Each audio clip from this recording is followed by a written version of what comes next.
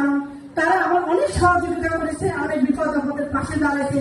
আজকে এই পর্যন্ত আমার পিছনে একমাত্র হাতিয়ার শামসুন্নাহার লিপি এবং মাহবুব হাসান প্যারু, আমি তাদের নাম সবসময় বলে দেবো। আর আমি জিয়া প্রজন্ম দলের সবাইকে বলতে চাবো, আমার থানা থেকে যারা আসছেন, উপজেলা জেলা থাকা যারা আসছেন, তাদের অনেক গানে শোনাচ্ছে, অনেক দূর দূরান্ত থেকে আসছেন ইফতার মাহফিল থেকে।